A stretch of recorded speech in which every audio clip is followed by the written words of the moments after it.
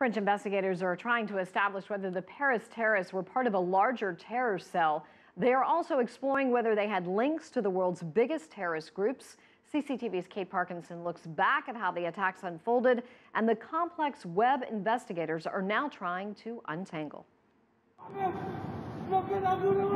Paris's 3 days of terror started with an attack on the office of French satirical weekly Charlie Hebdo.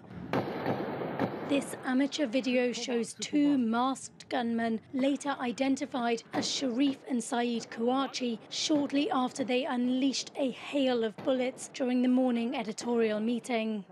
With 12 people dead and 2 gunmen on the run, Paris was put on maximum alert and a major manhunt was launched.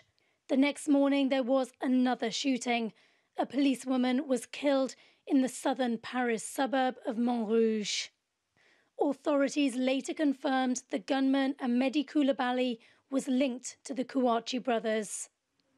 By Friday morning, police were closing in on the 2 Charlie Hebdo suspects. There was a shootout with police, a high-speed car chase, and then the fugitives sought refuge in a print works. Elite forces moved in and the suspects were surrounded.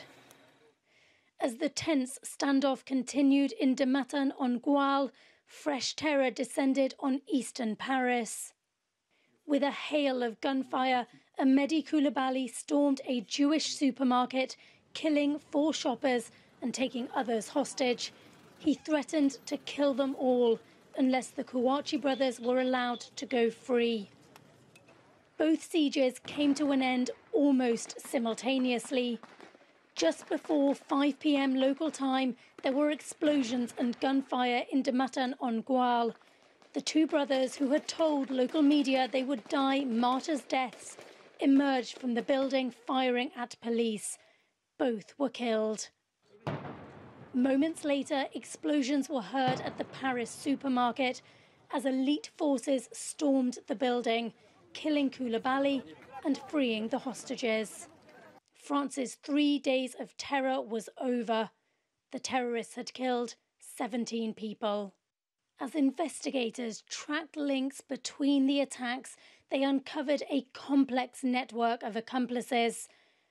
In 2008, Sharif Kouachi was sentenced to 3 years in jail on terrorism conspiracy charges. It's in prison where he met the al-Qaeda recruiter Jamal Beghal. Koulibaly spent most of the past decade in and out of prison, and it is believed that is where he became radicalised. Koulibaly's wife quickly became France's most wanted woman. Investigators say last year, approximately 500 calls were made between Hayat Boumediene and the wife of Sharif Kouachi. Authorities believe Boumediene is now in Syria. Koulibaly claimed he acted on behalf of the Islamic State militant group. The group has lauded the attack but has not claimed responsibility. In 2011, both of the Kouachi brothers are believed to have travelled to Yemen for weapons training. Days after the Paris attacks, al-Qaeda in Yemen released a video claiming responsibility. The Paris attacks are still under investigation. It could take months or even years before the full picture emerges. But the claim of responsibility by al-Qaeda crystallises a new reality that Western intelligence officials have long feared.